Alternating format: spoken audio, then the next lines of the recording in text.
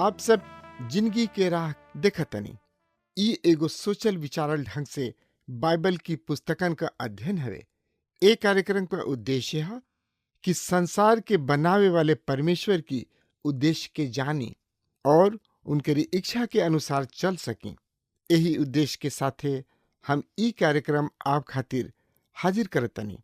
कृपा करके देखी और सुनी ताकि परमेश्वर आपकी जिंदगी का रास्ता बतावे वाला ठहरस। यीशु का नाम सुखदाई, भजन करो भाई, ये जीवन दो दिन का। यीशु का नाम सुखदाई, भजन करो भाई, ये जीवन दो दिन का।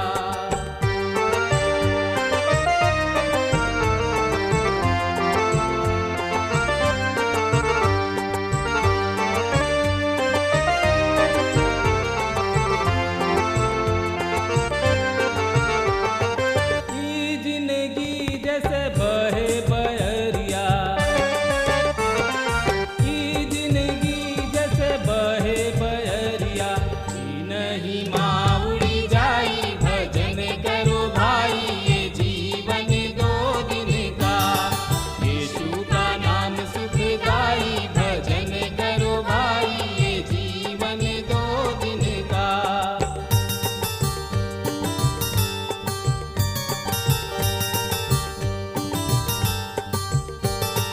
ई जिंदगी पर गर्व न करना, ई जिंदगी पर गर्व न करना, छाया समान ढली जाई, भजन करो भाई, ये जीवन दो दिन का।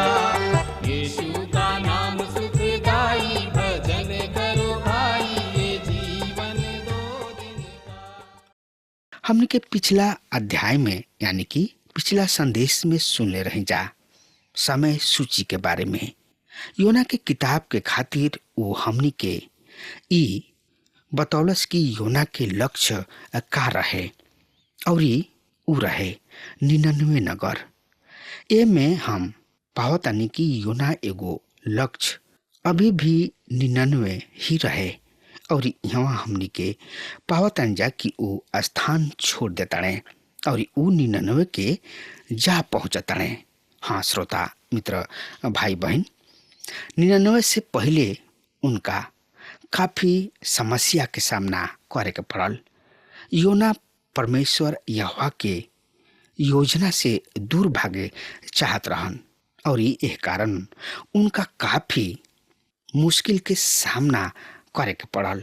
हाँ श्रोता मित्र भाई बहन, ऊ तरसीस के भाग गुलन, लेकिन एगो बड़ मछरी द्वारा योना के अपना गलती के बहुते बहुते बड़ एहसास भइल। हाँ श्रोता मित्र भाई बहन, हमने के देखले रही जा पिछला संदेश में इहो कि ऊ चाहता ने यहाँ पर प्रभु यीशु मसीह के बात के जौन कि ऊ अपना दिल में यह विषय में कहले रहन।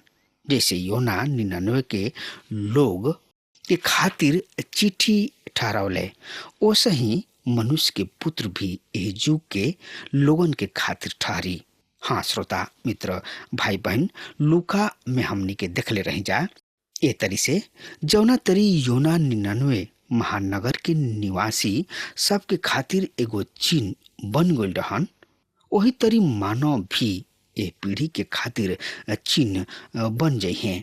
हाँ श्रोता मित्र भाई बहन, और हमने के देखले रही जा पिछला संदेश में प्रभु के संदेश योना के दूसरा हाल ही मिलल। हाँ प्रिय श्रोता मित्र भाई बहन, परमेश्वर के वचन दूसरा हाली पहुंचल। कई हाली रवा मन में ई सवाल ई प्रश्न उठ सकता कि का होखित अगर योना मछली के पेट से निकालला के बाद ये खाली फिर याफा नगर के जातने। हाँ श्रोता मित्र भाई बहन, ई बहुते बड़ उनका खातिर समस्या रहे। हाँ श्रोता मित्र भाई बहन, अब योना का कहतने और कैसे भाग रहल बने। हाँ श्रोता मित्र भाई बहन, तो आज हमने के देखे के और ये संदेश के मुख्य विषय है योना के 99 के पहुंचल। और अब हमने के देखे के परमेश्वर के दया के जौन की उ 99 जैसन पापी नगर पर देखौले। और ये बहुते बड़ बात बा श्रोता मित्र भाई बहन कि योना के किताब के विषय में, काहे कि यहाँ हमने के बहुते बड़ परिवर्तन देख रहल बानी जा। उ परिवर्तन 99 के सब लोगन के परमेश्वर के ओर फिरल हा। अतना सब लोग 99 में रहत रहले, सब यहोवा परमेश्वर की ओर से जाताने लोग। और अतना बड़ परिवर्तन हमारा कहीं भी देखे के ना मिलेला श्रोता मित्र भाई बहन। पूरा नगर परमेश्वर यहोवा के अपना लेताने लोग। केहू भी ऐसा ना देखले परमेश्वर के दास पौलुस कभी भी कोनो एगो नगर में ना रहले और उ तब तक कोनो एगो नगर में ना रुकले जब तक कि वहाँ के लोग परमेश्वर के ना अपना लिहले। पौलुस वचन के प्रचार करताड़े और प्रचार कइला के बाद दूसरा शहर के जाताड़े। हाँ श्रोता मित्र भाई बहन, ओ दिन के बाद कोनो भी मनुष्य फिर दोबारा परिवर्तन जौन की 99 नगर में भइल ना देखले। ई बहुते मजे के बात बा श्रोता मित्र भाई बहन की गिरजाघर के एह धरती पर आवे से पहले ही ऐसन और अतना बड़ परिवर्तन के देखे के मिलल। रुआ सोच सकतानी कि यह परमेश्वर गिरजाघर सब पर आक्षित ना हवे। अगर यह बात के रुआ मानतानी कि यह परमेश्वर के गिरजाघर सब पर, रुआ समूह पर या रुआ गिरजाघर सब पर आश्रित बाने, तो ई गलत सोच रहल बानी। हाँ मित्र, ई बात बाकी गिरजाघर परमेश्वर के दुल्हन हिया और अनंत काल तक रही। लेकिन परमेश्वर के पास एक गिरजा घर सबके आवे से पहले ही से कुछ उद्देश्य रहे। यह परमेश्वर हमनी के इंतजार ना करत रहन कि हमनी के आए जा और उनकर योजना पूरा हो जा। यह परमेश्वर केहू के इंतजार ना करलन। हाँ श्रोता मित्र भाई बहन, आज परमेश्वर के योजना है कि ऊ हर एगो जात से, हर राष्ट्र से लोगन के बुलावस। हम विश्वास करतानी कि हमनी के अंत दिन सब के करीब आ रहल बानी जा और यहोवा चाहतानी कि वचन के प्रचार होके ताकि हर एक जन सुन पावे। तदपि हम 99 नगर में देख रहल बानी उ परिवर्तन और जौन आए वाला परिवर्तन है ओह में काफी भेद बा। एगो बहुत ही बड़ परिवर्तन हमनी के देखे के आवे वाला दिन में। हाँ श्रोता मित्र भाई बहन, तो एकरा बारे में और ज्यादा से ज्यादा जानकारी खातिर रुआ आपन पवित्र शास्त्र बाइबल में पढ़त, सोचत, समझत और विचारत चली। त पढ़े, समझे, सोचे खातिर रुआ आपन पवित्र शास्त्र बाइबल निकाल लिही नी। हाँ तो उसमें देखी श्रोता मित्र भाई बहन, योना नबी की किताब 3 अध्याय 2 पद एह तरी से बखान कर रहल बा।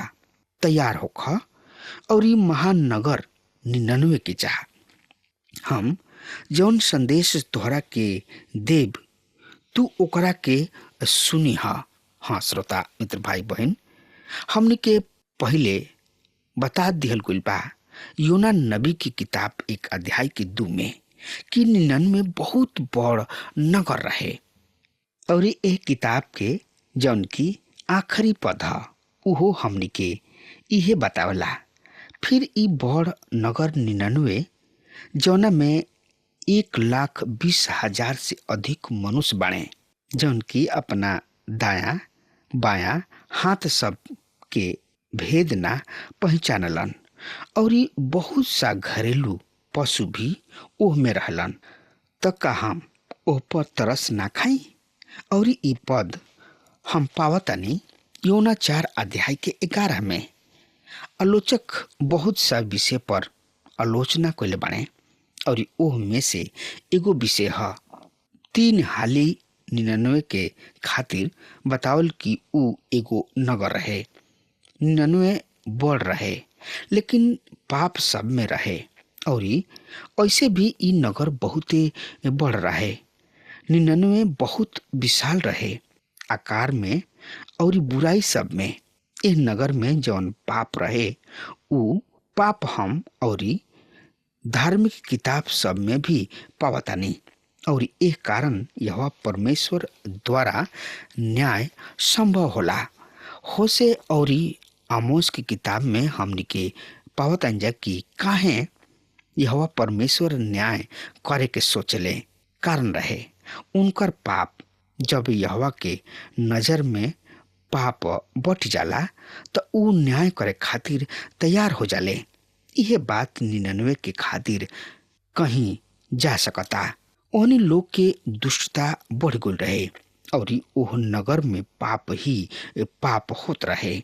गंदा चीज द्वारा ही 99 के पहचान होत रहे, और यह बड़ नगर में ही योना के भेजल गइल ताकि ऊ वहाँ जाके यह परमेश्वर के योजना के बतावस। हाँ श्रोता मित्र भाई बहन, तो एकरा बारे में और ज्यादा से ज्यादा जानकारी खातिर रुआ हमरा संगे आपन पवित्र शास्त्र बाइबल खोल ली और ओह में देखी योना नबी की किताब 3 अध्याय के 3 पद में एह तरी से लिखल गइल बा। योना उठले, ऊ प्रभु के आदेश के अनुसार 99 नगर के गोले।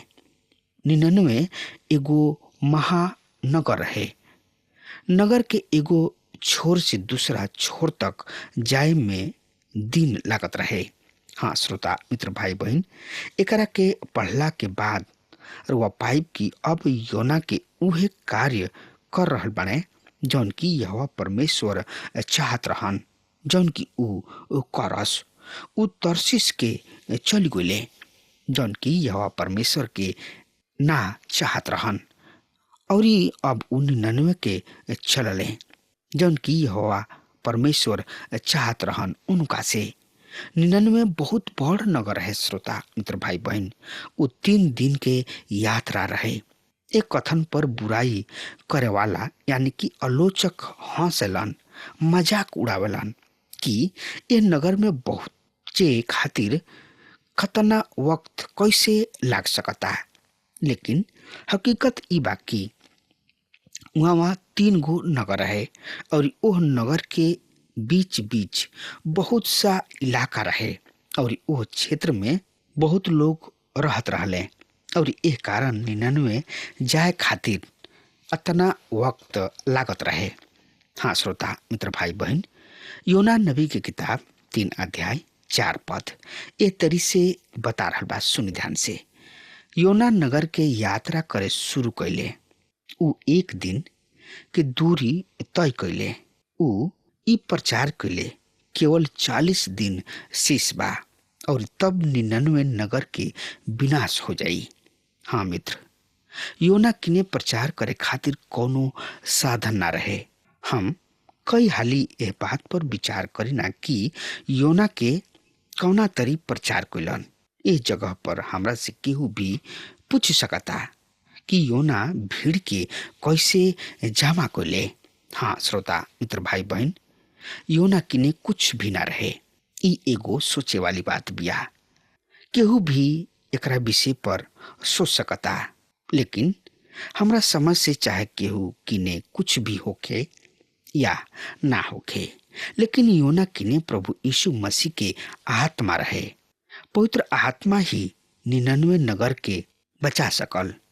हाँ प्रिय श्रोता मित्र भाई बहन, अगर हमनी के ने प्रचार करे के कोनो भले ही साधन होके या ना होके, हमनी के ने प्रभु की आत्मा रही तो हमनी के कुछ भी कर सकतन जा, काहे कि प्रभु की आत्मा ही सब कुछ कर सकता मित्र।